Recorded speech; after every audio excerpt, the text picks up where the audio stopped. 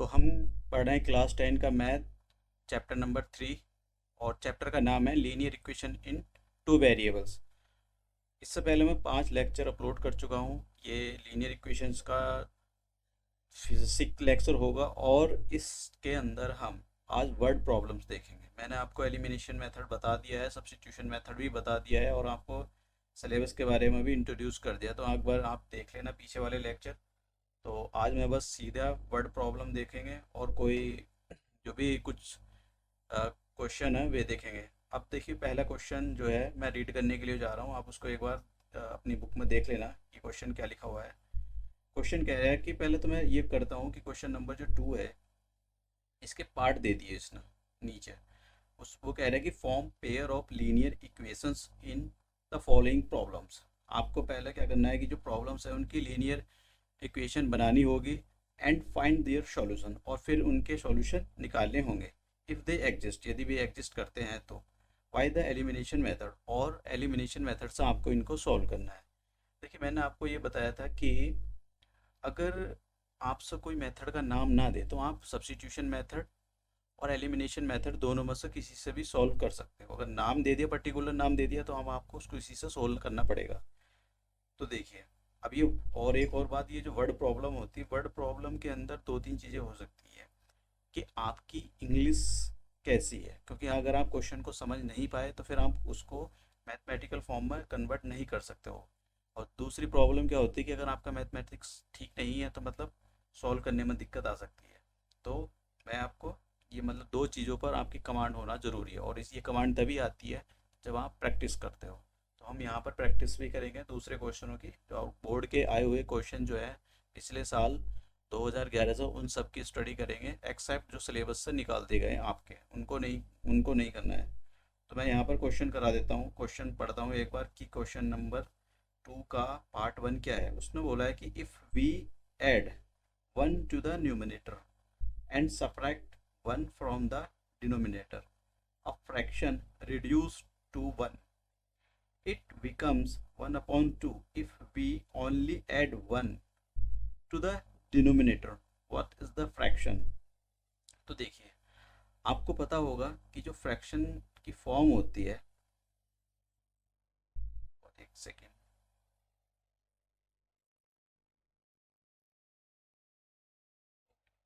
जो फ्रैक्शन की फॉर्म होती है वो आपके पास, थोड़ा सा लिख देता हूँ, न्यूमिनेटर अपॉन डिनोमिनेटर की फॉर्म होती है। ठीक है, ऊपर न्यूमिनेटर होता है और नीचे डिनोमिनेटर होता है। तो आपको करना पड़ेगा ये कि यहाँ पर लेट, पहले तो इस टाइप के क्वेश्चन में आपको एक लाइन लिखनी पड़ेगी, आपको फ्रैक्शन लेट करना पड़ेगा। तो आप करोगे let the fraction be a upon b, जो भी आप एक्स वाई में कन्वर्ट कर सकते हो, ए अपॉन बी में, मतलब जो भी आप चाहे, जिस वेरिएबल में आप चाहो आप ले सकते हो। ठीक है, तो हमारे पास एक फ्रैक्शन हो गया ए अपॉन बी, ये हमने लेट कर लिया। फिर उसके बाद आप क्वेश्चन को रीड करो। देखो, ये वर्ड प्रॉब्लम जो वाले जो क्वेश्चन होते हैं, इसके अंदर क्वेश्चन को बार बार रीड करना ज़रूरी होता है, क्योंकि कहीं ऐसा ना हो कि आपने गलत उसका मतलब निकाल लिया और फिर आप आपने इक्वेशन गलत फॉर्म कर ली। इसलिए बार बार क्वेश्चन को पढ़ना है, और बार बार उसको देखना है कि क्या मैंने ठीक से बनाया है या नहीं बनाया है।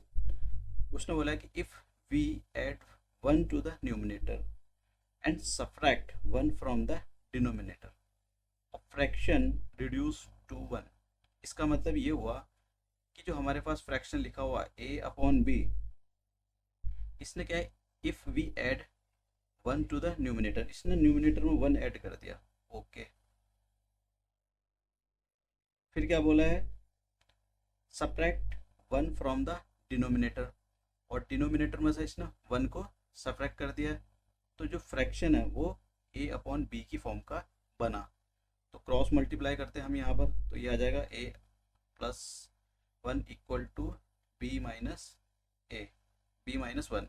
तो बी को मैं इधर ले आता हूँ, बी को, तो ये आ जाएगा, और ये जो ए इधर प्लस का था, इधर आने के बाद माइनस का हो जाएगा। तो ये हो जाएगा हमारे पास, ये कितना आ जाएगा, ए माइनस बी इक्वल टू -1 तो ये आ जाएगा -2। मैं इस क्वेश्चन नंबर 1 देता हूँ। ठीक है, अब नेक्स्ट पढ़ते हैं। नेक्स्ट देखिए, मैंने यहाँ तक क्रिएट किया इसको, अब आगे पढ़ते हैं। If it becomes 1/2, it becomes 1/2 मतलब कौन बिकम हो रहा है, fraction. It becomes 1/2 if we only add 1 to the denominator. अगर हम डिनोमिनेटर में केवल 1 ऐड कर दें, जो फ्रैक्शन है वो 1/2 हो जाएगा। इसका मतलब ये हुआ, देखो यहाँ पर फ्रैक्शन वर्ड उसने कहीं यूज़ नहीं किया, लेकिन आपको इट दे दिया, तो इसका मतलब फ्रैक्शन के बारे में ही बात कर रहा है। तो मैं यहाँ पर लिख देता हूँ नीचे, उसने बोला है कि if we only add 1 to the denominator, तो न्यूमिनेटर में उसने कुछ नहीं बोला, और जो डिनोमिनेटर था बी, इसमें इसने 1 ऐड कर दिया, और जो फ्रैक्शन है वो कितना बन गया, 1/2। तो हम यहाँ पर क्रॉस मल्टीप्लाई कर लेते हैं, मैं यहाँ पर कर देता हूँ इधर। तो आप 2 की यहाँ करोगे तो ये आ जाएगा 2a, और इस 1 की यहाँ पर करोगे तो ये आ जाएगा, ठीक है। मैं बी को इधर ट्रांसपोज कर देता हूँ, तो ये आ जाएगा 2a माइनस के b equal to 1। Question number 2। अब देखिए इक्वेशन नंबर 1 और 2 को हम एलिमिनेशन मेथड से सॉल्व करेंगे। अब मैंने आपको बताया था कि एलिमिनेशन मेथड से कैसे सॉल्व किया जाता है, तो मैं सॉल्व करने का तरीका फिर से आप देख लेना, आपका रिवाइज हो जाएगा। अब देखिए, हम एलिमिनेशन मेथड के अंदर ये करते हैं कि एक वेरिएबल कोई सा भी हो, ठीक है। जैसे यहाँ पर b आ रहा है, तो मैं b को एक जैसा कर लूँगा, इसके कॉफिशेंट को विद कॉफिशेंट। तो यहाँ पर फर्स्ट इक्वेशन नंबर फर्स्ट और सेकंड देखो आप, दोनों के अंदर जो b का कॉफिशेंट है वो -1 है, -1 है, सेम तो हो गए, एक जैसे हो गए। आपको करना ये होता है कि दोनों तो सेम हो जाए, लेकिन जो उनके साइन है वो अपोजिट हो। जैसे कि ये ऊपर वाला माइनस का 1 है, 1, और यहाँ पर ये भी -1 है, तो इसको आपको करना है किसी एक को प्लस करना है। तो आप ये प्लस करने का तरीका ये होता है कि नीचे वाली इक्वेशन या ऊपर वाली इक्वेशन के सारे आप जो भी टर्म है उनके साइन अपोजिट कर दो। जैसे a प्लस का इसको माइनस का कर दो, b यहाँ पर माइनस का इसको प्लस का कर दो, और ये जो 2 है ये कैसा है, यहाँ माइनस का, इसको आप प्लस का कर दो। अब कैंसिल कर देते हैं, तो ये जो b था ये प्लस माइनस का हो गया, और ये वाला प्लस का हो गया, तो इनको हम कैंसिल कर देते हैं। तो कितना आ गया यहाँ पर, इस 2a में से ये a सब्ट्रैक्ट हो जाएगा, तो आ जाएगा a, ठीक है। यहाँ 2 था, ऊपर 1 था सॉरी, और नीचे प्लस का 2 हो गया, तो ये आ जाएगा 3। तो a की वैल्यू कितनी आ गई आपके पास, 3। अब ये वैल्यू a बराबर 3 आप कहीं भी यूज कर लो, मैं सपोज दैट कि इक्वेशन नंबर 1 के अंदर यूज कर रहा हूँ, तो ये आ जाएगा a minus b equal to 2। A की वैल्यू रखो यहाँ पर 3, माइनस के बी इक्वल टू माइनस के, मैं b को इधर ट्रांसपोज कर देता हूँ और 2 को इधर ट्रांसपोज कर देता हूँ। तो देखिए कितना आ जाएगा, ये आ जाएगा कि 3, 2 उधर माइनस का था, इधर आने के बाद प्लस का हो जाएगा, और b इधर माइनस का था, उधर जाने के बाद प्लस का। तो b बराबर कितना आ गया, b बराबर आ गया आपके पास 5।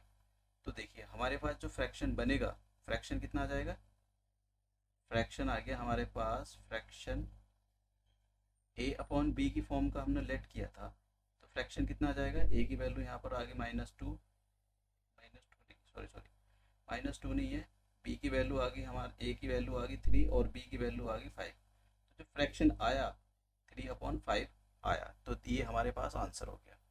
अब नेक्स्ट क्वेश्चन की ओर मूव करते हैं। ये जो क्वेश्चन था मतलब ये इजी था, इसके अंदर इतना कुछ डिफिकल्ट है नहीं था। नेक्स्ट क्वेश्चन की ओर मूव करते हैं। नेक्स्ट क्वेश्चन की ओर मूव करने से पहले मैं आपको थोड़ा सा कॉन्सेप्ट बता देता हूँ। देखो एज वाली क्वेश्चनों के अंदर क्या होता है कि 3 चीज़ें होती हैं, एक तो प्रेजेंट, एक आपका फ्यूचर, और एक आपका पास्ट। देखिए अगर आप प्रेजेंट में हो, अगर आप प्रेजेंट में खड़े हुए हो, तो सपोज दैट कि किसी पर्सन ए है, उसकी एज, प्रेजेंट एज मैं बोल देता हूँ कि 20 साल का है वो, 20 ईयर्स। अगर मैं ये बोलने लगूँ कि what was the age of the person a 5 year ago, मतलब 5 साल पहले उसकी एज कितनी थी। सिंपल सी बात है, 20 में से आप 5 खत्म कर दो तो कितना आ जाएगा, 15। ठीक है, कैसा आया, देखिए आने का तरीका, ये 15 कैसा आया, 5 साल पहले उसकी जो एज थी वो 15 साल थी। ये कैसे पता लगा, ये जो प्रेजेंट एज है इसी में से आपने 5 को सब्ट्रैक्ट किया है। ये बहुत ही लॉजिकल पॉइंट है, यहाँ पर इसको समझने की ज़रूरत है। अगर मैं ये बोलने लगूँ जो पर्सन ए है जिसकी प्रेजेंट एज 20 साल है, उसकी 8 साल बाद कितनी होगी, 8 साल के बाद। तो आप बोलोगे ये जो 20 है इसके अंदर आप 8 प्लस कर दो, 8 प्लस कर दो, तो फ्यूचर एज कितनी आ जाएगी उसकी, 28 ईयर्स, 28 साल आ जाएगी। तो यही कॉन्सेप्ट आपको करना है क्या कि फ्यूचर की एज को लेट करना है। आपकी फ्यूचर की एज नहीं गिवन होगी, उसको लेट करना है, फिर आपको कुछ कंडीशंस गिवन होगी, उस कंडीशंस के अकॉर्डिंग आपको जो भी इक्वेशन होगी उनको फॉर्म करना होगा। तो जैसा कि मैं क्वेश्चन रीड करता हूँ। क्वेश्चन बोला है उसने, 5 years ago Noori was thrice as old as Sonu. तो सबसे पहले देखिए, ये वर्ड प्रॉब्लम वालों के अंदर आपको एक दो लाइन लिखनी ज़रूरी होती है। तो सबसे पहले आप लेट करोगे, क्योंकि लेट करना ज़रूरी होता है। लेट नूरी की प्रेजेंट एज लेट करो, और सन उसका जो सोनू है, सोनू सोनू की भी प्रेजेंट एज लेट करते हैं। तो लेट कर लेते हैं, लेट नूरीज प्रेजेंट एज एक्स, आप एक्स ले लो, एक्स ईयर्स।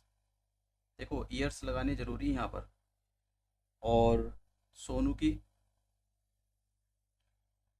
सोनू, हाँ सोनू, सोनू की प्रेजेंट एज ले लेते हैं हम। सोनू की जो प्रेजेंट एज है वो कितनी ले लेते हैं हम, बाई बाई ईयर्स। ठीक है, इनकी मैंने प्रेजेंट एज, देखो यहाँ पर आपको अगर आपने ये प्रेजेंट एज के बारे में नहीं लिखा कि इसकी कौन सी एज है, तो फिर गड़बड़ हो जाएगा इधर का उधर। ये बहुत ज़रूरी होता है कि आपने उसकी प्रेजेंट एज को लेट किया है। अगर आपने कुछ उल्टा सुधा लिख दिया तो यहाँ पर अगर आपको क्वेश्चन के बारे में नहीं पता कि कैसे सॉल्व करना, तो फिर आप गड़बड़ कर दोगे क्वेश्चन के अंदर। आप क्वेश्चन को रीड करते हैं। उसने कहा है कि 5 years ago, 5 साल पहले। अब हम क्या काम करते हैं कि 5 साल पहले नूरी की भी एज निकालते हैं। 5 साल पहले नूरी की एज कितनी थी, और 5 साल पहले हम सोनू की एज निकालते हैं। तो हम निकालते हैं 5 years अगो, 5 साल पहले। देखिए लिखने का तरीका देखिए, यहाँ पहले 5 years अगो नूरी की एज कितनी थी, नूरीज एज।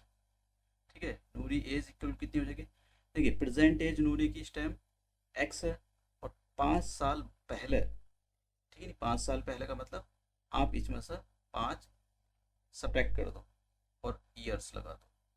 ठीक है, तो नूरी की जो 5 साल पहले एज थी वो कितनी आ जाएगी, x-5। अब सोनू की, जो सोनू है, सोनू की भी एज लगाते हैं। देखिए मैंने यहाँ पर प्रेजेंट या कुछ नहीं लिखा, सीधा ये लिखा है। उसका इसके भी कीवर्ड होते हैं ये लिखने के। सीबीएसई के अंदर जब भी बोर्ड की कॉपी चेक होती है तो उसके अंदर कीवर्ड देखे जाते हैं। आपको मैं बता देता हूँ, अगर आप ना सपोज करो कुछ बच्चे वीक होते हैं, तो जो टीचर होती है जो कॉपी चेक करती है उसको सीबीएसई की साइड से एक कीवर्ड मिलता है ना, सभी का सॉल्यूशन होता है, उसके अंदर कीवर्ड होते हैं बस। तो उसको बोला जाता है, इंस्ट्रक्ट किया जाता है कि अगर कीवर्ड ठीक है तो आपको मार्क्स दे देने हैं। ये मतलब ये कीवर्ड अगर आते हैं तो क्वेश्चन के अंदर, तो ये अब देखिए यहाँ पर क्या कीवर्ड मैं लिख रहा हूँ, परसेंटेज। ठीक है, ये कीवर्ड हो गया 5 years अगो। और ये सारे की ऐसी टाइप के वो समझ जाता है एग्जामर की बच्चा हम मुझको समझाना चाह रहा है। ठीक है, नूरी की एज 5 साल पहले इतनी होगी। अब सोनू की एज निकालते हैं, तो सोनू की एज को मैंने प्रेजेंट एज को बाई माना है, तो 5 साल पहले कितनी हो जाएगी इसकी, y-5। और यहाँ पर लिख देते हैं आप ईयर्स। अब देखते हैं, अब क्वेश्चन रीड करते हैं। 5 years अगो, 5 साल पहले, तो 5 साल पहले नूरी की एज इतनी आ गई और सोनू की एज इतनी आ गई। वो कहते हैं कि Noori was thrice as old as Sonu. इसका मतलब ये हुआ कि जो नूरी की एज थी 5 साल पहले, प्रेजेंट के बारे में नहीं बोल रहा है, 5 साल पहले। तो 5 साल पहले नूरी की एज कितनी थी, x-5। ये कितनी है, वॉज की जगह मैंने इक्वल का साइन लगाया। थ्राइस, थ्राइस का मतलब होता है 3 गुना, 3 टाइम्स, 2 टाइम्स, 5 टाइम्स, ऐसे शब्द देता है वो। एज ओल्ड एज सोनू, मतलब 5 साल पहले जो नूरी की एज थी वो कितनी थी, 3 गुना थी। किसकी 3 गुना, जो सोनू की एज थी 5 साल पहले। तो सोनू की एज 5 साल पहले कितनी थी, y-5। देखिए आप कभी ये सोचने लगो कि प्रेजेंट एज का अपना अगर ये 3 टाइम्स कर दिया, देखिए फिर यहीं पर क्वेश्चन गलत हो जाएगा बस। इसलिए बहुत ज़रूरी है कि आपको पता होना चाहिए कि आप क्या कर रहे हो। ये क्वेश्चन ऐसे नहीं होते कि मतलब बहुत आसानी से आप कर दोगे, चीज़ों को समझना पड़ता है। ठीक है, x-5, अब 3 की मैं यहाँ मल्टीप्लाई करते हैं तो ये आ जाएगा 3 बाय, और ये आ जाएगा 15। अब देखिए मैं इसको 3 बाई को इधर ट्रांसपोज कर देता हूँ, और ये माइनस का जो 5 बाई है इसको इधर ट्रांसपोज कर देता हूँ। तो कितना आ जाएगा, ये आ जाएगा माइनस के 3 बाई और माइनस के 15, इधर आने के बाद ये 5 प्लस का हो जाएगा। तो x माइनस के 3 बाई इक्वल टू माइनस के 10, इक्वेशन नंबर मैंने 1 बोल दिया। अब देखिए x माइनस हमारे पास आ गई। अब मैं दूसरी इक्वेशन फॉर्म करने के लिए जा रहा हूँ। देखिए दूसरी इक्वेशन के लिए दूसरी कंडीशन देगा, वो क्या दिया हुआ उसने, 10 years लेटर, 10 साल के बाद, Noori will be twice as old as Sonu. तो वो ये कह रहा है कि 10 साल के बाद, अब हम क्या काम करते हैं, 10 साल के बाद दोनों की एज निकालते हैं कि 10 साल के बाद दोनों की एज कितनी होगी, नूरी की भी और सोनू की भी। तो मैं यहाँ लिख देता हूँ 10 years आफ्टर। ठीक है, 10 years आफ्टर, 10 साल के बाद। तो आप लिखोगे नूरी एज, तो नूरी की एज कितनी हो जाएगी 10 साल के बाद, देखिए प्रेजेंट एज उसकी एक्स है, तो 10 साल के बाद x+10, मैं यहाँ पर लिख देता हूँ बाई एक्स। सोनू की एज निकालो, तो सोनू की एज कितनी हो जाएगी, सोनू की भी इसमें भी 10 कर दो। अब क्वेश्चन रीड करते हैं।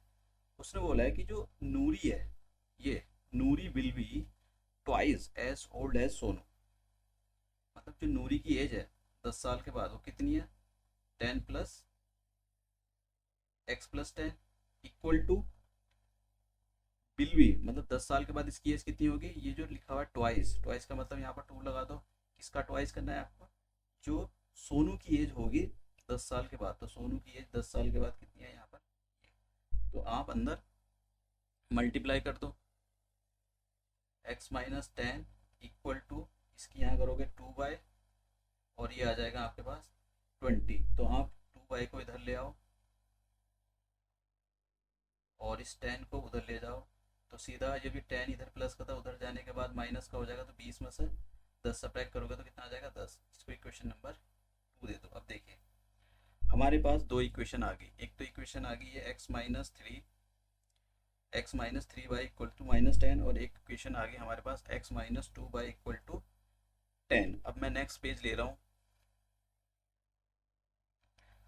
तो मैं यहाँ पर लिख देता हूँ इक्वेशन जो थी फर्स्ट हमारे पास ये थी कि x-3 बाई इक्वल टू -10, ये इक्वेशन नंबर फर्स्ट थी हमारी। और इक्वेशन नंबर सेकंड थी x-2 बाई इक्वल टू 10। ठीक है, इक्वेशन नंबर 2। अब सॉल्व करते हैं इनको। देखिए यहाँ पर फर्स्ट इक्वेशन के अंदर देखो x का कोफिशिएंट कितना है, +1। सेकंड इक्वेशन के अंदर x का कोफिशिएंट कितना, +1। दोनों एक ही जैसे आ रहे हैं, प्लस प्लस। अब हमको करना ये है कि दोनों एक जैसे आने चाहिए, बिल्कुल ठीक बात है, लेकिन एक प्लस का आना चाहिए, दूसरा माइनस का आना चाहिए। तो हम ये कर देते हैं कि ये जो प्लस का, इसको माइनस का कर देते हैं, मतलब नीचे वाली इक्वेशन के सारे नंबर, वो सारे साइन बदल दिए जाएंगे। ये प्लस का था माइनस का, ये यहाँ पर माइनस का था, इसको प्लस कर दिया जाएगा, और ये प्लस का था, इसको माइनस कर दिया जाएगा। तो देखो ये कैंसिल आउट हो गए, ये माइनस का 3 बाई है, ये प्लस का अब 2 बाई बन गया। ठीक है, अब ये वाला साइन देखा जाएगा इसका, तो कितना आ जाएगा, -3 बाई में से +2 बाई, आप क्या कर रहे हो, ऐड कर रहे हो, तो ये आ जाएगा माइनस के बाई, और यहाँ पर कितना हो जाएगा 20। देखिए ये ऐसा है कि -10 इक्वल टू कितना हो जाएगा, -20। जैसा 10+10 कितना होता है 20, प्लस का 20 सेम है, -10 कितने हो जाएंगे, -20। इस माइनस से माइनस हट जाएगा ये, तो कितना आ जाएगा यहाँ पर y बराबर 20। अब ये जो y बराबर 20 मिला, अब आप इसको किसी भी एक इक्वेशन में यूज़ कर लो। तो सपोज मैं फर्स्ट इक्वेशन में इसको यूज़ करता हूँ, तो देखिए कितना आ जाएगा, x-3 बाई इक्वल टू -10। तो y की वैल्यू रखता हूँ यहाँ मैं यहाँ पर, तो ये आ जाएगा 3 × 20 इक्वल टू -10। तो कितना आ जाएगा, ये आ जाएगा 60 आ गया। अब मैं करता ही हूँ कि इसको उधर प्लस कर देता हूँ माइनस को, तो इधर आने के बाद ये प्लस का हो जाएगा, तो कितना आ जाएगा ये 50।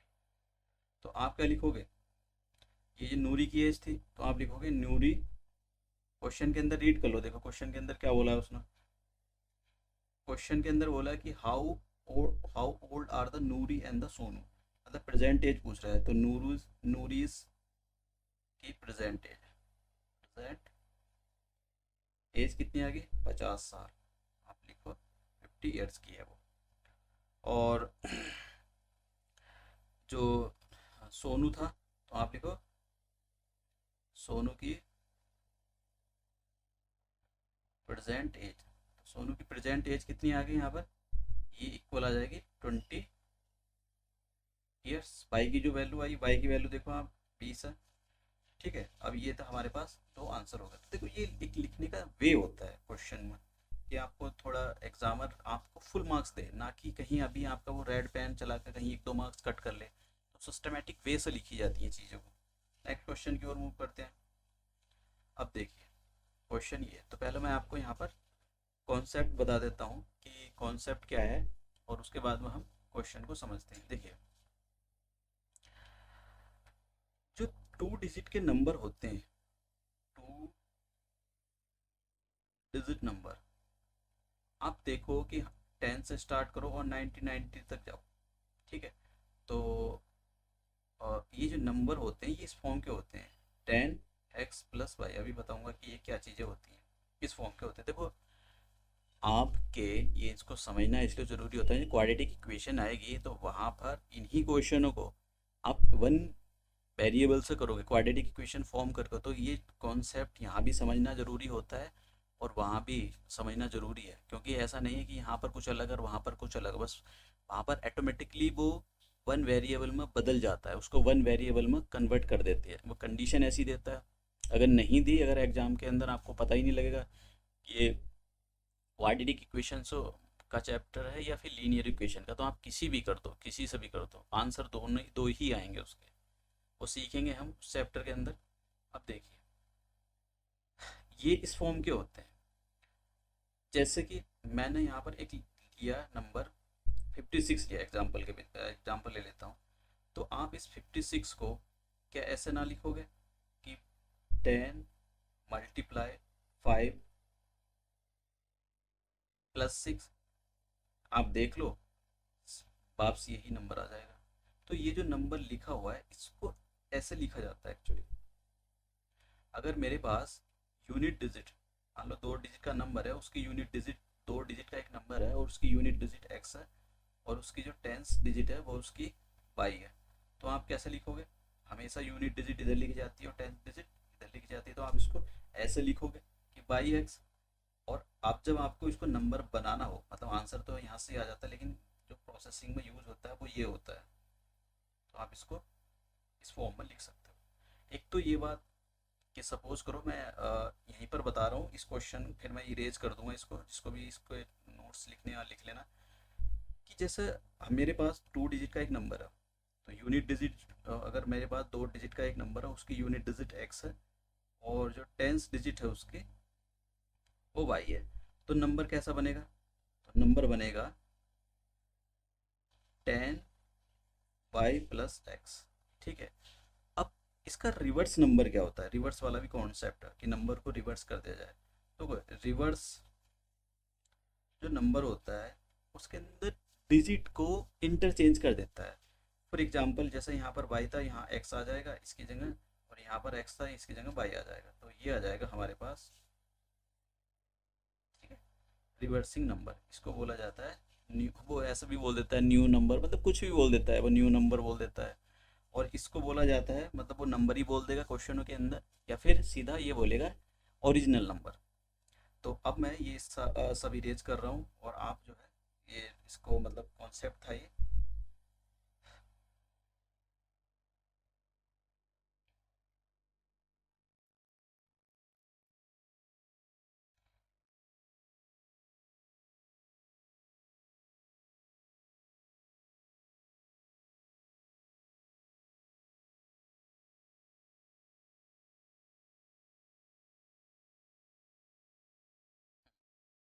देखिए क्वेश्चन रीड करते हैं हम।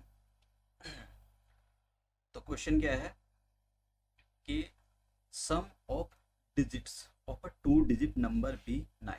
देखिए वो कह रहा है कि एक 2 डिजिट का नंबर है, ठीक है, और उसकी जो जो 2 डिजिट है उसका सम, 2 डिजिट का जो सम है वो कैसा सम है, वो 9 है। जैसा मैं ये लेट कर लेता हूँ, लेट लेट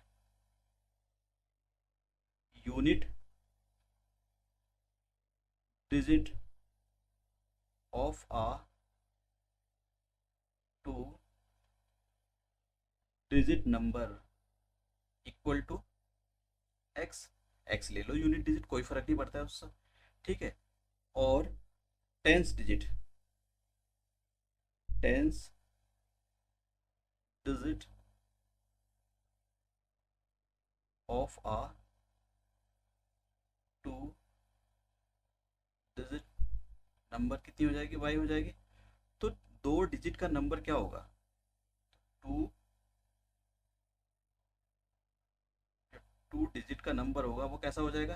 देखो ये कैसी है, ये यूनिट और ये आपने टेंस लिया है, तो मतलब ये कुछ ऐसा होगा। और इसको इसको आप लिखते हो 10/+x। देखो आंसर इससे भी आ जाता है, लेकिन ये प्रोसेसिंग में यूज़ होता है। ये जब आप चीज़ों को प्रोसेस करते हो तो ये यूज़ नहीं करता है, ये इसको यूज़ किया जाता है। तो हमारे पास ये जो नंबर है ये आया कि 2 डिजिट का नंबर, इसी को कहीं कहीं वो ओरिजिनल नंबर बोलता है। नंबर बोल देगा मतलब इसी नंबर की बात करता है। अब फिर से रीड करते हैं हम क्वेश्चन को क्या बोला है। देखो जैसे 2 डिजिट का नंबर बोल देना, इमीडिएटली तुरंत ये इतना फॉर्मेट इमीडिएटली लिख देना चाहिए, ठीक है। आगे चाहे कुछ भी बोले, कोई कंडीशन दे, कोई फर्क नहीं पड़ता है उससे, ठीक है। आपको तुरंत इसको लिख देना है इतना, वो बोर्ड वाला समझ जाएगा। आप फिर आप क्वेश्चन दोबारा से रीड करते हैं। If sum of the digits of a 2 digit numbers, मतलब देखिए ये जो होती हैं ये डिजिट्स होती हैं। 2 डिजिट का जो नंबर है उसकी ये जो डिजिट है इनको डिजिट्स बोला जाता है, ठीक है, 2 डिजिट के नंबर की। अब इनका जो सम है एक्स और बाई का, मतलब y+x लिखो, या ये 9 है। उसने बोला है if sum of the digits of a 2 digit number is 9, ठीक है। अब क्या कह रहे हैं, ऑल्सो 9 टाइम्स दिस नंबर। देखिए दिस नंबर मतलब कौन सा नंबर, ये ओरिजिनल नंबर, इसको, ये और ये एक ही बात है। इसका 9 टाइम, इस माने इक्वल है twice the number obtained by reversing the order of the digits।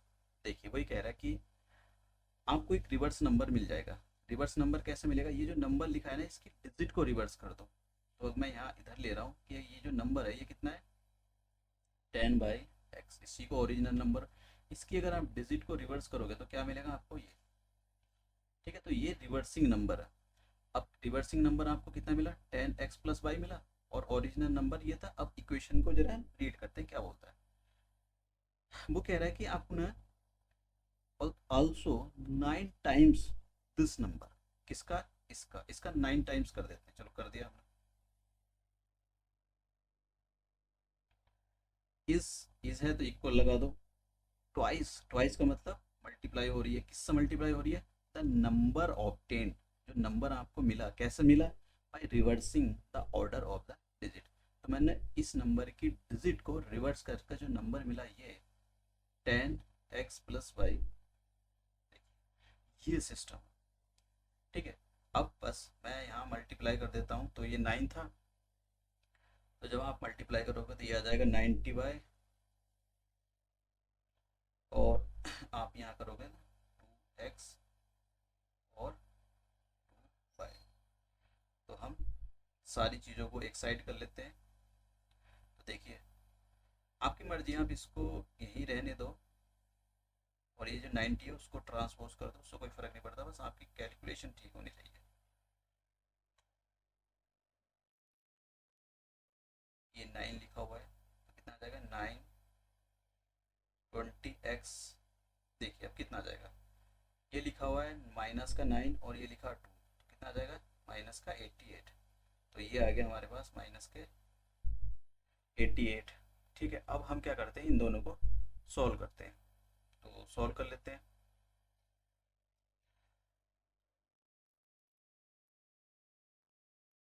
Question number इसको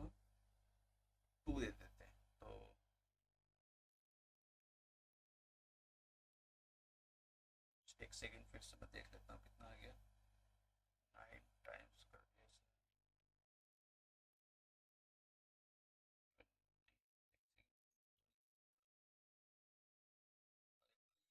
एक्स था, ये मैं तभी कह रहा हूँ शायद गड़बड़ हो गई है, क्योंकि 9 के अंदर मल्टीप्लाई करेंगे यहाँ। ठीक है, अब ठीक है, okay.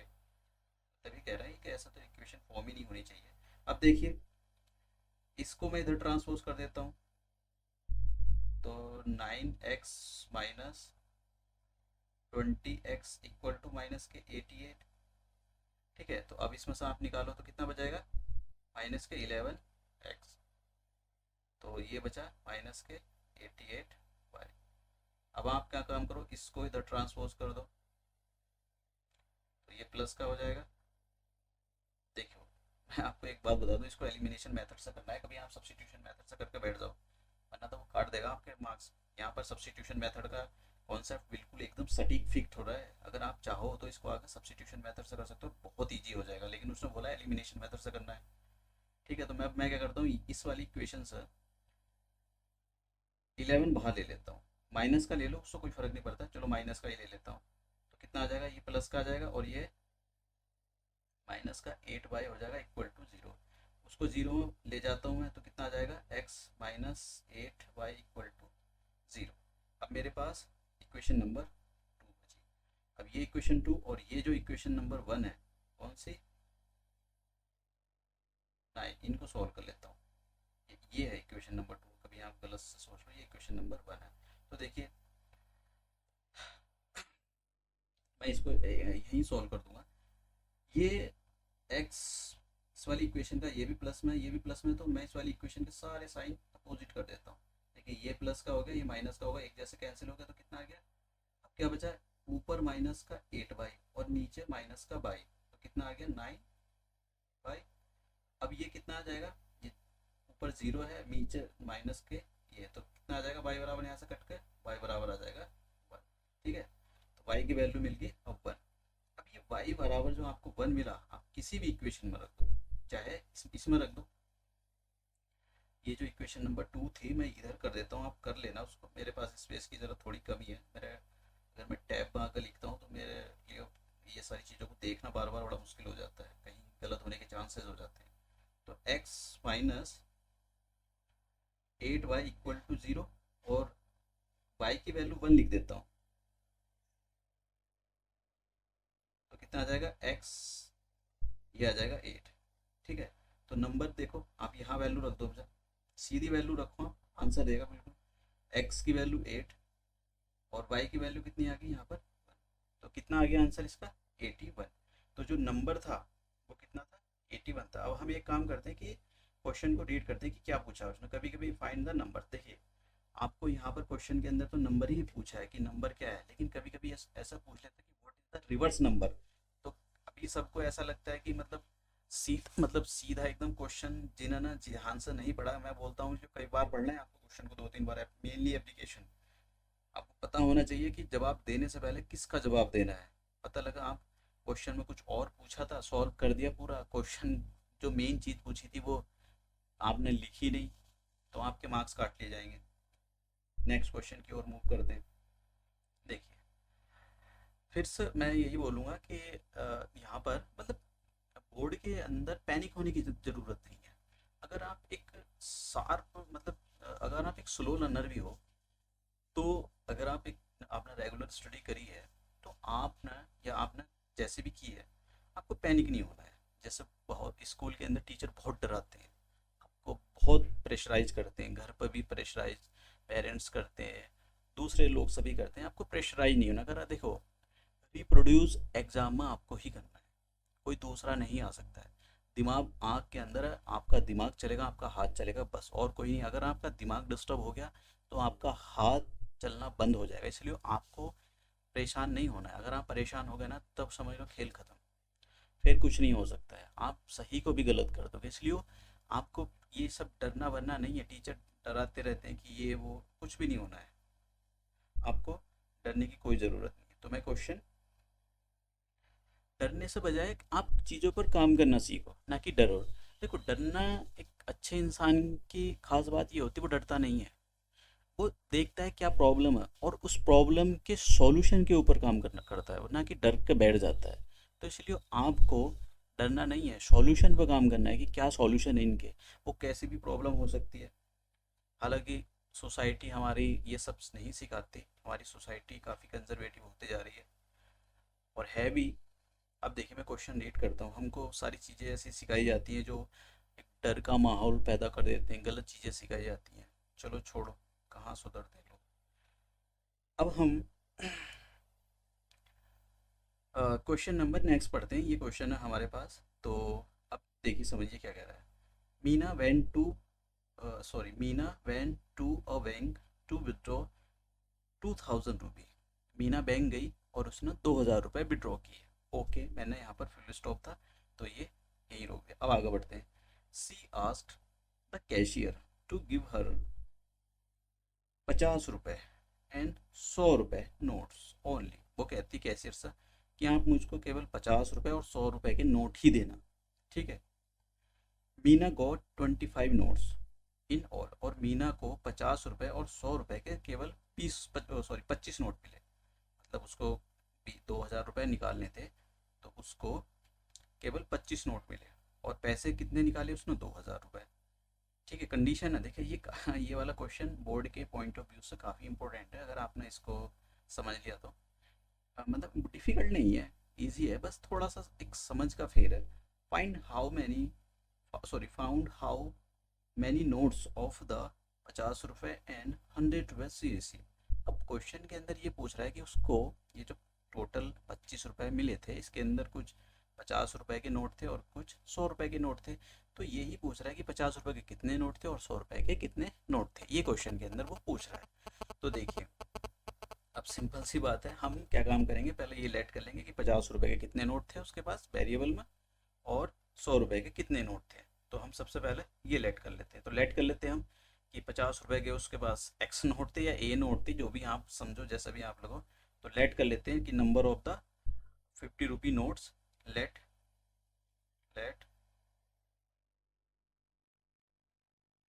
Number of R S 50 rupee, 50 रुपये के नोट उसके पास मैंने लेट कर लिया कि एक्स थे नंबर में, ठीक है। जैसे 50-50 के आपके 5 हो 10 हो ऐसे थे। अब 100 रुपये के नोट भी लेट कर लेते हैं, ठीक है। तो मैं ये लेट कर लेता हूँ कि नंबर ऑफ रुपी 100 नोट्स लगाओ, यहाँ पर एस लगाओ। नोट्स, नोट नहीं होता, नोट्स होता है बाई, ठीक है।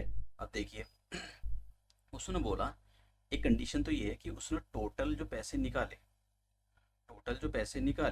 उसने कितने निकाले? उसने निकाले 2000 रुपये। इसका मतलब क्या हुआ? इसका मतलब ये हुआ कि ये जो एक्स है, ये जो एक्स के नोट निकाले इसने, ये किस किस के नोट थे? ये 50-50 रुपए के, ठीक है। और ये जो बाई थे, ये किसके नोट थे? ये 100-100 रुपए के नोट थे, ठीक है। 100-100 रुपए के नोट पता नहीं। तो अच्छा मुझे एक बात बताओ, मैं ऐसे ही पूछता हूँ कि 50 रुपए का एक नोट निकाला, ठीक है। तो आप क्या बोलोगे? 50 रुपए। अगर 50 रुपए के वो दो नोट निकालते तो क्या बोलते हैं? 100 रुपए निकाले। कैसे पता लगा 100 रुपए निकाले? क्योंकि आपने जो एक नोट उसको नंबर ऑफ नोट्स से मल्टीप्लाई कर दिया, ठीक है। ऐसे ही 50 रुपए के उसने एक्स नोट निकाले, तो मतलब टोटल नोट कितने हो गए? 50 रुपए के एक्स नोट निकालने का मतलब हो गए 50 एक्स। समझ गए? तो मतलब 50 रुपए के उसने कितने कितने नोट निकाले? इतने। मतलब ठीक है, नंबर ऑफ नोट को, ये जो हमारे पास एक 50 रुपए का नोट था, उसको कितने नोट निकाले उससे मैंने मल्टीप्लाई कर दिया। जैसे मैं यहाँ बोल रहा था 50 रुपए के उसने दो नोट निकाले, तो मतलब 100 रुपए निकाले टोटल, ठीक है। क्योंकि अब ऐसे में यहाँ पर पूछता हूँ कि 50 रुपए के उसने एक्स नोट निकाले, तो टोटल कितने पैसे निकाले उसने? उसने निकाले 50 एक्स। तो मैंने यहाँ पर 50 एक्स रुपए लिख दिया प्लस। ऐसे ही उसने, जैसे मैं पूछूं कि 100 रुपए के उसने 5 नोट निकाले, तो आप क्या बोलोगे कि टोटल टोटल कितने निकाले? आप बोलोगे 500। 500 कैसे? क्योंकि ये जो 100 रुपए थे, इसको नंबर ऑफ नोट से आपने मल्टीप्लाई कर दिया। कितना आ गया? 500। ऐसी मैं कहूँ कि उसने 100 रुपए के बाई नोट निकाले, बाई नोट, पता नहीं बाई कितने हैं लेकिन बाई निकाले, तो आप क्या बोलोगे? 100 बाई रुपी निकाले उसने, तो ये आ जाएगा 100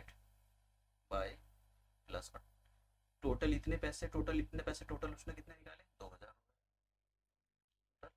2000 रुपये निकाले। तो बस आप क्या काम करो, यहाँ से 50 कॉमन ले लो।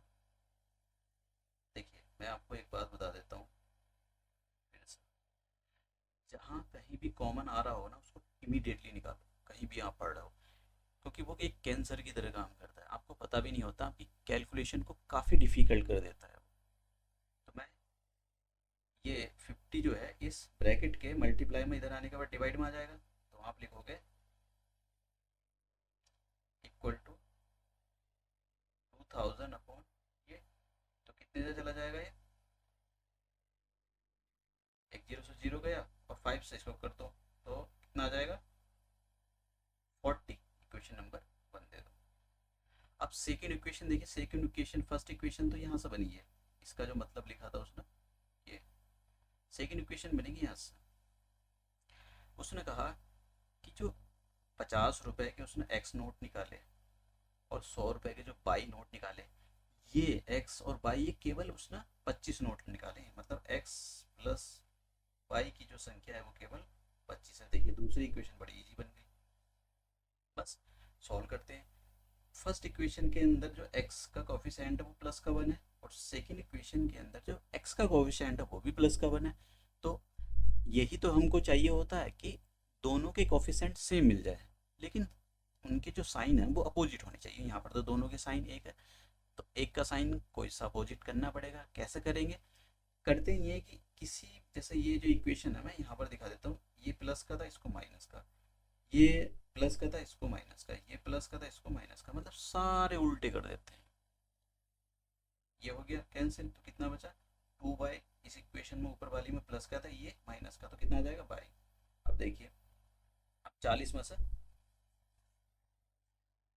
ये खत्म कर लो तो कितने आ जाएंगे, ये आ जाएंगे हमारे पास 15। तो बाई की वैल्यू हमारे पास ये आ गई। अब ये बाई की वैल्यू आप किसी भी इक्वेशन में लिख दो, मैं सपोज इसी में रख देता हूँ यहाँ पर कि x plus y equal to 25। और देखिए x की वैल्यू निकल जाएगी यहाँ से, तो x बराबर कितना आ जाएगा 25 माइनस के 15, तो x की वैल्यू कितनी आ गई, x की वैल्यू आ गई 10। तो देखिए उसके बाद जो नोट थे वो पूछ रहा है find how many notes of 50 rupee and 100 rupee she receive, उसको कितने मिले, तो उसको 50 रुपए के 50 रुपए के 10 नोट मिले और 100 रुपए के उसको 15 नोट मिले, तो ये उसका अमाउंट था।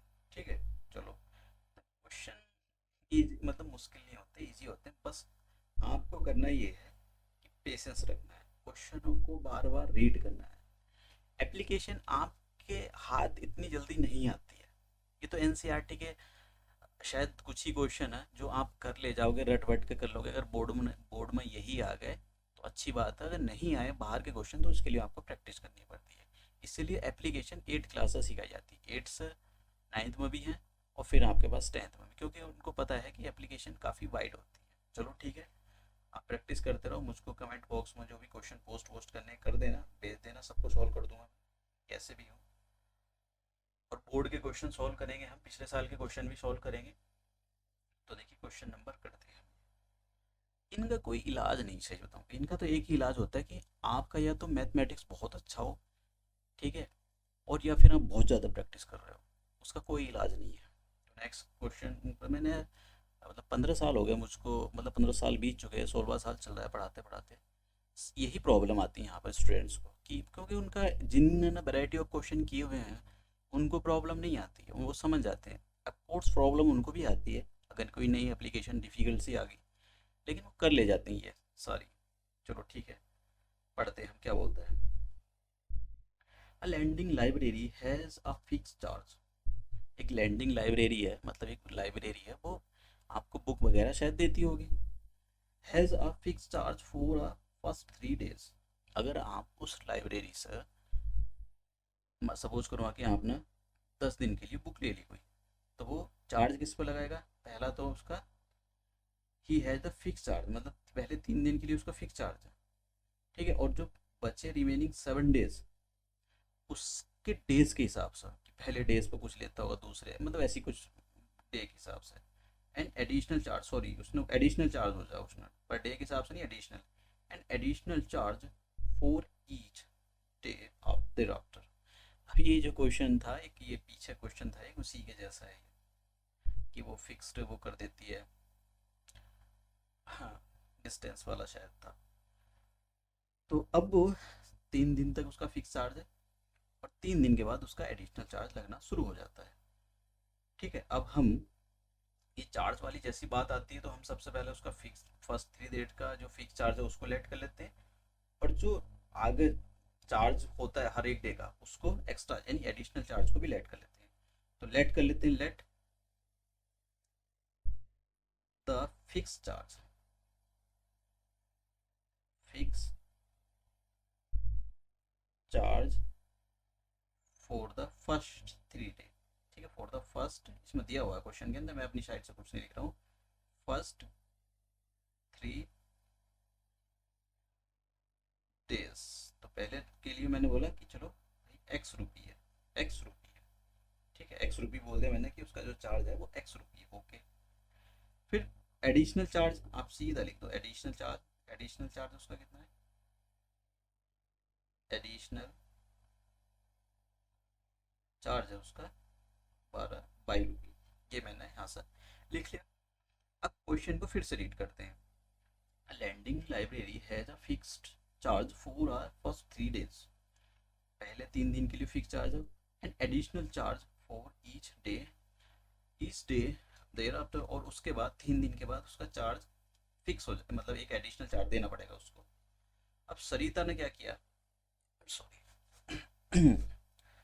सरिता पेड Rs 27 रुपी। बस सरिता क्या काम नहीं, सरिता ने एक बुक ली थी और उसको बुक ली for a book, book kept for 7 days. Kavita ने इसने सरिता ने एक बुक ली थी, उसने 27 रुपये दिए और उसने 7 दिन रखी। इसका मतलब क्या हुआ कि 7 दिन तक उसने बुक रखी।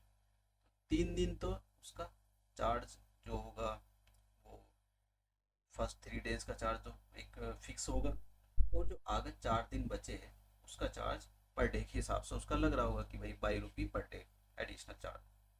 तो इसका मतलब क्या हुआ, मतलब वो ये जो एडिशनल चार्ज है 1 दिन का है, अगर मान लो एडिशनल चार्ज 1 दिन का 22 रुपी, तो आप 2 दिन का कितना बोलोगे 2 बाई, 3 दिन का कितना बोलोगे 3 बाई, और 4 दिन का कितना बोलोगे 4 बाई। तो मतलब एडिशनल फिक्स चार्ज तो उसका एक्स है इस 3 दिन का, और ये जो 4 दिन थे इनका डेज के हिसाब से लगेगा। तो 4 दिन का कितना हो जाएगा 4 बाई, इक्वल टू टोटल कितना दिया उसने, टोटल दिया उसने 27 रुपये। इक्वेशन नंबर 1 बन गई, यहाँ पर दे देता हूँ।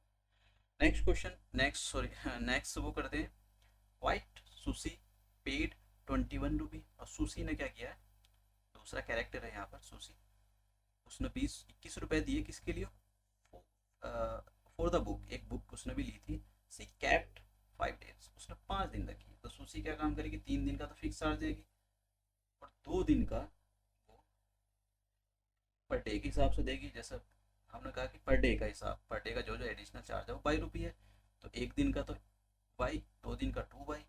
ठीक है, तो एडिश इसका जो फिक्स चार्ज है 3 दिन का वो एक्स है, और 2 बाई किसका है 2 दिन का। तो टोटल कितने दिए उसने, आप देखिए सॉल्व करते हैं इनको, इसको इसको ये कर लेते हैं, कैंसिल हो गया तो कितना आ जाएगा यहाँ पर 2y इक्वल टू 6 आ जाएगा यहाँ पर। तो y बराबर कितना आ गया 3। तो पर डे के हिसाब से उसका 3 रुपये आ गया, और इसको हम किसी भी एक इक्वेशन में हम रख देते हैं। चलो ठीक है, मैं यहाँ रख देता हूँ, सेकंड के अंदर रख देता हूँ, किसी के अंदर भी रख सकते हो, वैसे दोनों ईजी हैं, ऐसा कोई नहीं है कि डिफिकल्ट है। तो ये आ जाएगा, कितना हो जाएगा यहाँ पर 2 और 3 की 6 आ जाएगा, तो ये आ जाएगा। तो 6 को अगर आप इसमें से माइनस करोगे तो ये था 11 5 यानी, तो जो फिक्स चार्ज है, जो फिक्स चार्ज है वो कितना है 15 रुपये, यानी 3 दिन का उसको फिक्स चार्ज 15 रुपये देना ही पड़ेगा। और जो वेरिएबल चार्ज है जो पर डे के हिसाब से, तो वेरिएबल चार्ज कितना है उसका, एडिशनल चार्ज कितना है पर डे के हिसाब से 5 रुपये है। तो आप इसको वो थोड़ा सा लैंग्वेज में लिख देना, मुझको क्वेश्चन आगे सॉल्व करने इसलिए मैं थोड़ा लैंग्वेज में बच रहा हूँ। ओके, नेक्स्ट क्वेश्चन की ओर मूव करते हैं। देखिए ये वाला जो है मतलब इजी क्वेश्चन है। एग्जाम्पल लिया है मैंने। देखो मैं एनसीईआरटी का कुछ भी नहीं छुड़वाना चाहता। सपोज करो कि एग्जामर इसी में से दे दे कहीं से, तो मैं नहीं चाहता कि वो एग्जाम्पल की फॉर्म में या उसने कैसे भी दिया हो सारे मैं करवाना चाहता हूँ।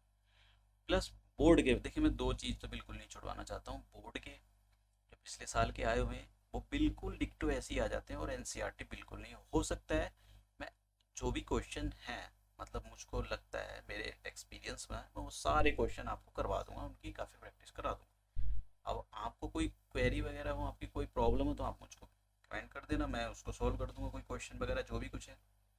अब देखिए पहले मैं आपको एक बात बता देता हूँ, जरा थोड़ी सी बात है काफ़ी मतलब अगर आपकी कॉन्सेप्ट ठीक है। आपकी जो इनकम होती है वो क्या मतलब क्या क्या होता है उस इनकम, उस इनकम में आपकी सेविंग होती है प्लस आपका एक्सपेंडिचर होता है। ठीक है, तो क्या आप ऐसा भी बोल सकते हो कि आपका जो सेविंग होता है वो क्या होता है कि जो आप जितना कमाते हो यानी आपकी इनकम, उसमें से अगर आप अपना खर्चा हटा दो दैट इज एक्सपेंडिचर, तो आपकी सेविंग आ जाएगी। तो बस देखिए यही हमारे पास कॉन्सेप्ट है, यही करना है। In the ratio of the incomes of the to persons is 9:7। दो पर्सन है, ठीक है, दोनों पर्सन की जो इनकम का रेशियो है वो कितना है, 9:7 है। और and the ratio of their expenditures is 4:3। और जो उनका जो एक्सपेंडिचर है उनका जो रेशियो है वो कितना है, 4:3 है। तो सबसे पहले मैं क्या काम करता हूँ, दोनों पर्सनों की इनकम लेट कर लेता हूँ। Let income of the first person, income of the first person, इसको मैं 9x लिख देता हूँ, इतने रुपये होगी। और income of the second person, second person तो कितना आ जाएगा यहाँ पर, 7x आ जाएगा। देखिए बाई नहीं लगा सकते, जब भी रेशो में होते हैं दोनों तो एक ही जैसा कोफिशिएंट लगाया जाता है। अब क्या बोला है उसने, रेशियो ऑफ दियर एक्सपेंडिचर, तो फिर से भैया इनके एक्सपेंडिचर को लेट करना पड़ेगा। जो एक्सपेंडिचर है ऑफ का फर्स्ट पर्सन का, तो आप करो expenditure of the first person, first first person का कितना आ जाएगा, 4/5। और expenditure of the second person, second person का जो एक्सपेंडिचर आ जाएगा वो कितना आ जाएगा, 3/5। ठीक है, if each of them manage to save 2000 रुपये पर मंथ, हर साल एक पर्सन 2000 रुपये बचा लेता है। इसका मतलब ये हुआ कि अगर पर्सन फर्स्ट पर्सन की जो इनकम है वो 9x है और उसका खर्चा 4/5 है, मतलब अगर उसकी इनकम 9x और उसका खर्चा 4/5 है, अगर इनकम में से आप खर्चा खत्म कर दो तो कितना आ जाएगा आपका, ये उसकी सेविंग आ जाएगी। सेविंग कितनी यहाँ पर, 20 आ गया, 2000। अब नेक्स्ट पार्ट के अंदर भी यही है कि उसका जो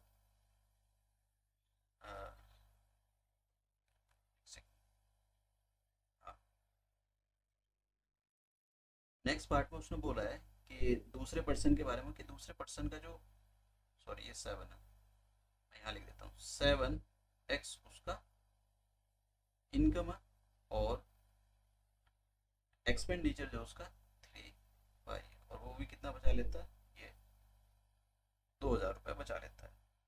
अब तो हम इसको सॉल्व करते हैं। देखो मैं एक और बात बता देता हूँ कि अगर मान लो ये क्वेश्चन ऐसे ही आ जाता है, आपसे कुछ नहीं पूछा कि आपको मतलब क्या करना है, कि कौन से मेथड से इसको सॉल्व करना है, तो आपकी मर्जी है कि आपको कैसे सॉल्व करना है।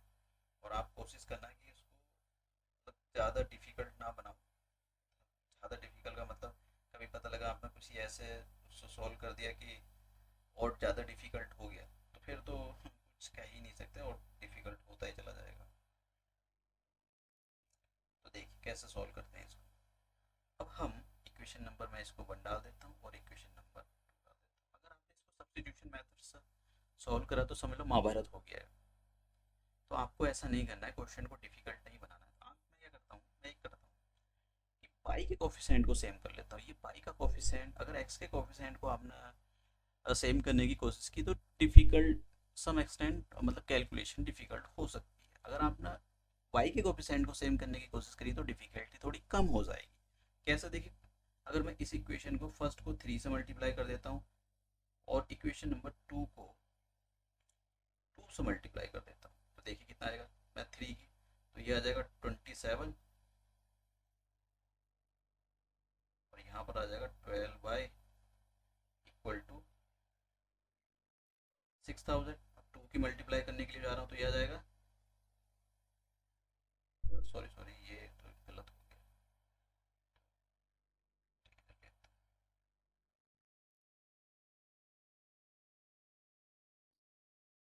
तो ये आ जाएगा 2 की जब यहाँ मल्टीप्लाई करोगे तो ये आ जाएगा 7 टू जा 14 और 2, ये गलती हो गया, 3 से मल्टीप्लाई करनी थी यार, ये गलती हो रहा है।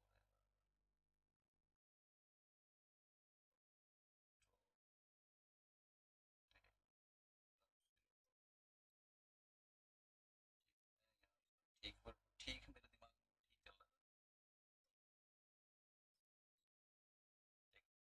इसको कितने से मल्टीप्लाई करोगे आप, इसको करोगे 4 से मल्टीप्लाई, ठीक है। तो 4 की यहाँ 7 में मल्टीप्लाई करो तो कितना आ जाएगा 28 और 4 की यहाँ मल्टीप्लाई करोगे तो कितना आ जाएगा 12 बाय 4 की यहाँ मल्टीप्लाई करोगे तो ये आएगा 8000। कर लेते हैं। आप किसी को भी एक बार मैं ऊपर वाले को करके दिखा देता हूँ। ये प्लस का था 27, इसको माइनस का कर दिया। ये माइनस का 12 आया था, इसको मैंने ऊपर किया है तो ये पूरा कैंसिल हो जाएगा ये वाला। तो कितना बचेगा, 27x प्लस का था 28x, ये 27x माइनस का हो गया 28x प्लस का हो जाएगा तो एक x आ जाएगा वही प्लस का। और ये कितना आ जाएगा यहाँ पर 8000 में से आप 6000 कम कर दो 2000 रुपये, ठीक है। तो x की वैल्यू कितनी आ गई, x की वैल्यू आ गई हमारे पास ये। अब आप एक काम और करो कि y की वैल्यू और निकाल लेते हैं, क्योंकि क्वेश्चन के अंदर उसने पूछा है कि फाइंड दियर मंथली इनकम, हमको मंथली इनकम चाहिए। ये मंथली इनकम ही पूछिए क्या मुझे, फाइंड दियर मंथली इनकम। तो मंथली इनकम के लिए तो आपको बस और कुछ करने की जरूरत है ही नहीं, बाय एक्स की वैल्यू निकल गई, आप ये एक्स की वैल्यू यहाँ रख दो तो उनकी मंथली इनकम आ जाएगी। जैसे फर्स्ट पर्सन है, फर्स्ट पर्सन की मंथली इनकम कितनी आ जाएगी, इसकी मल्टीप्लाई कर दो 2000 से, इसकी कितनी आ गई 18,000 रुपये, तो बहुत कम। सेकंड की इतने में तो खर्चा भी नहीं होता है, तो 7 मल्टीप्लाई आ जाएगा। तो इसका तो बिल्कुल ही हालत खराब होगी, इसका तो भैया 14,000 रुपये आ रहा है, तो ये तो बड़ा नुकसान हो जाएगा। 14,000 और भी कुछ नहीं पूछा था, बस यही पूछा था। नेक्स्ट क्वेश्चन की ओर मूव करते हैं। अब देखिए ये हाँ, मतलब क्वेश्चन जो है किसी भी उससे कराया हो, आपको इसको एलिमिनेशन मेथड से सॉल्व करना है। तो एलिमिनेशन मेथड में अगर आप चाहो तो मैं करा दूँ, अदरवाइज तो आप इसको देख लेना एक बार, वैसे होएगा सॉल्व होएगा या नहीं होएगा आप देख लेना।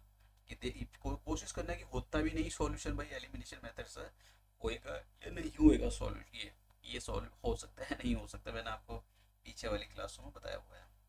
अब ये वाला क्वेश्चन है कि अब मैं इसकी वो बता देता हूँ, फॉर्मेट बता देता हूँ कि आपको क्या करना है कैसे करना है, आपको कोशिश करना है कि इसको कर लो। बस एक मिनट में।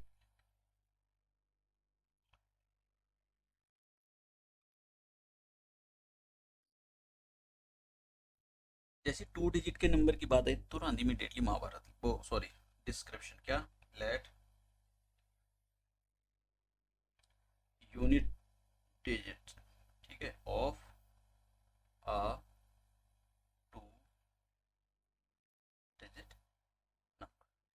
मैंने एक्स ले लिया और यहाँ पर जो 10 डिजिट है उसकी जो 10th प्लेस पर आती है ऑफ अ 2 डिजिट नंबर मैंने बाय ले ली। तो 2 डिजिट का नंबर कितना बनेगा, आप लिखोगे एक और कंडीशन यहाँ पर, ये डिफर वाली बात, डिफरेंस है या डिफर वाली बात, इसके अंदर दो एक बात याद रखनी क्या, या तो आप यहाँ देखिए, या तो आपको दोनों केस दिखाने पड़ेंगे, x minus y equal to 2 और y माइनस एक्स बराबर 2, ये दिखाने पड़ेंगे। या शुरू में ही आप ये बोल दो कि भैया एक डिजिट बड़ी है इनमें, एक डिजिट हम ये बोलते हैं सच दैट, ये जो आपने यूनिट डिजिट और ये माना है सच दैट ये ऐसी हैं कि x is greater than y, ये ऐसी है, ठीक है। x मैंने यही मान लिया कि x बड़ा है। अब x बड़ा है तो मतलब डिफर का मतलब होता है बड़े में से छोटा सब्ट्रैक्ट करना, मतलब ये वाला केस लेना, ये नहीं लेना है, ठीक है। आपने पहले बोल दिया कि भैया ये, अगर आपने ये शब्द नहीं लिखा तो आप समझ जाना, तो आपको दोनों केस लिख कर सॉल्व करने पड़ेंगे, और अगर आपने दोनों केस लिख कर सॉल्व नहीं किया तो एग्जामर आपके मार्क्स काट सकता है। अब क्या बोला है, sum of the two digits number, sum of the, किसका sum, of the two digit number, digit का सम नहीं पूछ रहा है, टू डिजिट का जो नंबर है। अब देखिए और क्या number obtain by reversing the digit is 66। देखिए अब मैं जरा टू डिजिट का नंबर लिख देता हूँ यहाँ पर, टू डिजिट नंबर। तो दो डिजिट का नंबर आपको बताया कि आप कैसे लिखोगे, कि यूनिट डिजिट आपने उसकी एक्स ली है, और इसको कैसे लिख सकते हो आप, ठीक है। अब देखिए जो रिवर्स नंबर आएगा, उसने बोला कि रिवर्स नंबर आपको बताया कैसे मिलता है, रिवर्स नंबर इसकी डिजिट को इंटरचेंज, तो आप लिखो रिवर्स नंबर। तो रिवर्स नंबर कैसे मिलेगा, इन दोनों डिजिट को इंटरचेंज कर दो।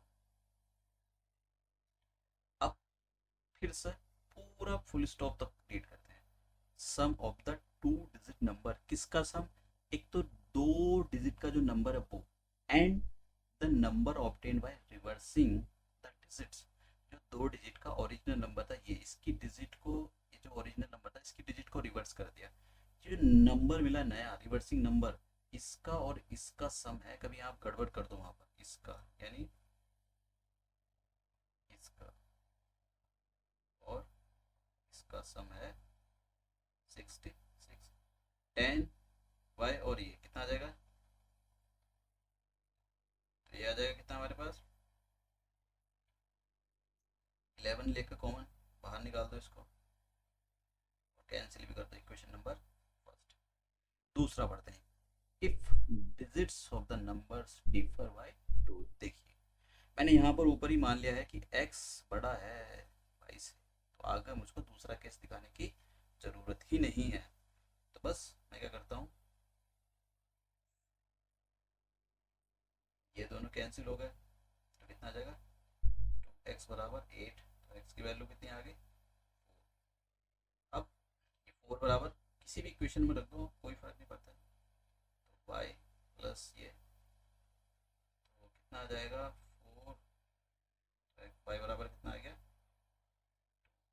तो नंबर टू डिजिट का जो नंबर आएगा, टू क्या पूछा है, हाँ अब देखिए, हाँ ये पूछ रहा है कि ऐसे कितने नंबर बन सकते हैं, टू डिजिट्स के ऐसे कितने नंबर बन सकते हैं। काफ़ी ये काफ़ी अच्छा क्वेश्चन है ये वाला, कि टू डिजिट्स के ऐसे कितने नंबर बन सकते हैं। अब देखिए कैसे करोगे बताओ,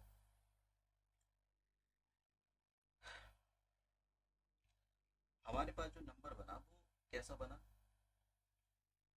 कि मैं यहाँ लिख देता हूँ, जो नंबर था ये था बाई, हाँ ये था नंबर, नंबर था मेरे पास 24, ये नंबर। अब आप बताओ कि ऐसे कितने नंबर बन सकते हैं, ऐसे दो ही नंबर बन सकते हैं। अब देखिए कैसे, क्योंकि जो डिफर करेगी डिजिट, यहाँ पर तो आपने अगर ये इसको ये लेट कर लिया, ठीक है, तो समझ लो एक ही नंबर लेट बचेगा। अगर आप ना, दूसरा नंबर कैसे बनेगा, दूसरा नंबर बनेगा 42, क्योंकि अगर दो डिजिट ले लिया आपने, तो एक बार आप ये करो और एक बार आप ये करो, दोनों की डिजिट सही आ जाएगा। देखो इसके अंदर जो क्वेश्चन के अंदर आपको मैं सही बताऊं तो ये नहीं करना था, क्यों, अगर वो ये पूछता है टू डिजिट का नंबर, कि to find the two digit का नंबर, तो ठीक है टू डिजिट का नंबर, लेकिन अगर उसने ये भी पूछ लिया कि ऐसे दो नंबर कौन कौन से हो सकते हैं, हालांकि आपको अगर आप दिमाग लगा सकते हो तो इसी डिजिट का रिवर्स कर दो आप, ठीक है, इसी डिजिट का रिवर्स कर दो, आपको मिल जाएगा। एक नंबर तो आ जाएगा 24, एक आ जाएगा 42, तो ये भी एक हमारे पास वो है। अगर आप मतलब ये चाहते हो तो एक, क्योंकि जो दूसरा नंबर मिलेगा, देखो मैं यहाँ पर एक बता देता हूँ, होता तो ये कि आपको दो केस लेने पड़ते हैं, एक्स माइनस ये 2, और एक केस था हमारे पास बाई माइनस एक्स बराबर 2। तो एक की इक्वेशन हमारे पास, और जो पीछे इक्वेशन थी एक्स प्लस वाई बराबर 6, ये इक्वेशन थी। तो आप मैं अलग अलग लेकर सॉल्व कर देता हूँ इनको। तो पहला आप जब इसको सॉल्व करोगे तो ये आ जाएगा 2x बराबर 8। तो x की वैल्यू कितनी आ गई यहाँ पर, और जैसे ही आप x की वैल्यू किसी भी इक्वेशन में रखो, यहाँ रख दो x plus y equal to 6, और x की वैल्यू ये रखोगे तो y बराबर कितना आ जाएगा 2। तो नंबर कितना बन गया, नंबर आ गया हमारे पास 24।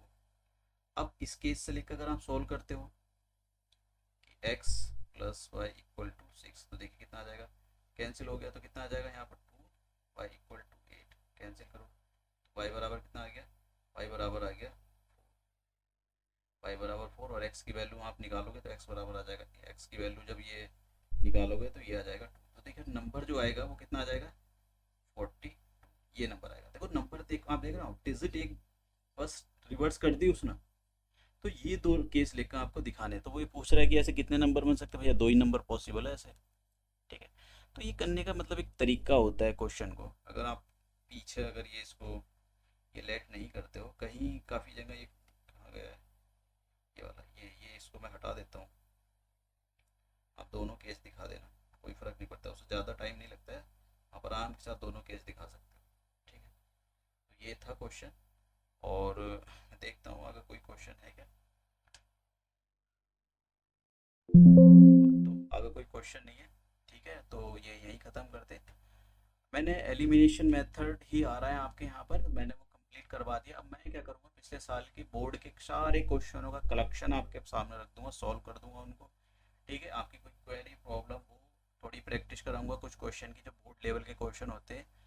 ठीक है, और मतलब ज़्यादा इतने भी नहीं करेंगे, अगर जहाँ जिसको करना है वो मुझको पोस्ट कर सकता है, मैं वो सारे क्वेश्चन सॉल्व करा दूँ। अगर आप चाहते हो कि एडवांस लेवल की कोई सीरीज स्टार्ट की जाए तो मैं वो भी कर सकता हूँ। साइंस सोशल सभी चीज़ों के लेक्चर जल्दी लाने वाला हूँ।